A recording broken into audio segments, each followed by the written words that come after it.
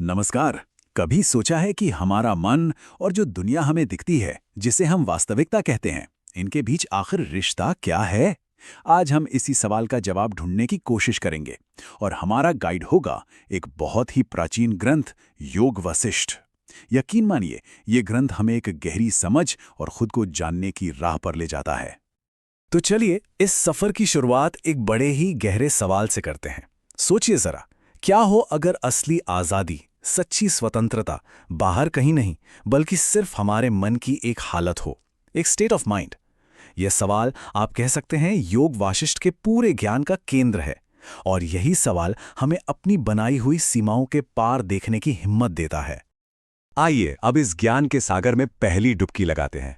देखें, ज्यादातर आध्यात्मिक रास्ते आस्था या फेथ पर जोर देते हैं, है ना? पर योग वाशिष्ठ यहां थोड़ा अलग है। ये ग्रंथ तर्क यानी रीजन और विवेक से की गई जांच को सबसे ऊपर रखता है। और इस बात का सबसे बड़ा सबूत है ये कोट। सोचिए कितनी बड़ी बात कही गई है। इसमें कहा गया है कि अगर कोई बात तर्क पर खरी उतरती है तो उसे मान लेना चाहिए, भले ही वो किसी बच्चे ने ही क्यों ना कही हो।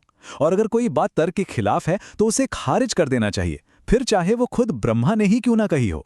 यह दिखाता है कि यहां तर्क को कितनी अहमियत दी गई है।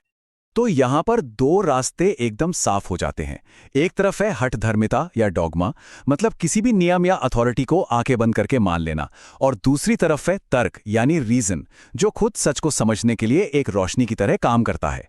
योग वाशिष्ठ हमें इसी दूसरे रास्ते पर चलने के लिए कहता है। अच्छा, तो जब कोई इस तर्क के रास्ते पर चलता है तो होता क्या है? होता यह है कि मन एक खास अवस्था में पहुंच जाता है। ये साफ साफ देख पाने का, एक क्लियर विजन का नतीजा है, जो हमें आत्मज्ञान यानी खुद को जानने की ओर ले जाता है। इस ग्रंथ में एक ज्ञानी इंसान के मन की हालत को समझाने के लिए बहुत ही खूबसूरत उपमाएं यानी मेटाफोर्स का इस्तेमाल किया गया है। पहली उपमा है एक आत्मा जो समंदर की तरह गहरी हो, अनंत संभावनाओं से भरी हुई। अगली उपमा है स्थिरता और शक्ति की। एक ऐसा मन जो किसी पहाड़ की तरह मजबूत हो, अडिग हो, जो जिंदगी की किसी भी चुनौती के सामने डट कर खड़ा रह सके। और इस सिलसिले को पूरा करती है ये तीसरी छवि, ठंडी चांदनी जैसी शांति। एक ऐसी ठंडक जो मन को हर तरह के तनाव से, हर तरह की बेचैनी से आजाद कर दे। तो ऐसा मुक्त मन कैसा होता है? वो दुनिया के डरों से घबराता नहीं, उथल पुथल के बीच भी शांत रहता है, हादसों से हिलता नहीं। ग्रंथ में कहा गया है कि वो एक पेंटिंग में बने पौधे की तरह स्थिर रहता है। सोचिए, उसे कोई बाहरी हवा, कोई तूफान छू भी नहीं सकता। अब हम योग वाशिष्ठ की सबसे गहरी और शायद सबसे चौंकाने वाली शिक्षा की ओर बढ़ रहे हैं। ये एक ऐसी बात है जो हमारे देखने के नजरिए को पूरी तरह से बदल सकती है, और वो ये है कि ये दुनिया एक सपने की तरह है। अच्छा, इस बात को समझने के लिए पहले हमें अहंकार या ईगो को समझना होगा। ये मैं का वो एहसास है जो हमने कल्पना में बना लिया है। वो एहसास कि मैं देखने वाला हूं और बाकी दुनिया देखी जाने वाली चीज है। ये मैं और बाकी सबका जो बंटवारा है, यही अहंकार है। और यहीं पर इस ग्रंथ का सबसे बड़ा मेटाफर सामने आता है। कहा गया है, अहंकार और इस दिखने वाली दुनिया की सच्चाई का जो भ्रम है, वो एक दिन वैसे ही गायब हो जाएगा जैसे सपने में दिखी चीजें गायब हो जाती हैं। मतलब हमारा खुद को और इस दुनिया को देखने का जो तरीका है, वो एक सपने की तरह ही टेम्परेरी है। अब ये बात सुनने में थोड़ी एब्स्ट्रैक्ट लग सकती है ना, कि दुनिया एक सपना है। तो इसी बात को एकदम सिंपल और प्रैक्टिकल बनाने के लिए ग्रंथ में एक बहुत ही जबरदस्त उदाहरण दिया गया है, पेंटिंग में बने एक सांप का। तो सवाल ये है कि हमारे सारे डर, हमारी सारी चिंताएं आखिर आती कहां से हैं? इनका सोर्स क्या है? चलिए इस राज से पर्दा उठाते हैं। तो हमारे सारे दुखों की जड़, इसका जो मूल कारण है, वो बस इतना है कि हम जो सच नहीं है उसे सच मान लेते हैं। हम असत्य को सत्य समझ बैठते हैं। ये वही इल्यूजन, वही सपने वाली बात है। और यहीं वो सांप वाली बात आती है। ये ठीक वैसा ही है जैसे कोई इंसान एक पेंटिंग में बने सांप को देखकर डर जाए। वो सांप असली नहीं है, उससे कोई खतरा नहीं है, पर डर तो असली लगता है ना? तो इससे प्रैक्टिकल सीख क्या मिलती है?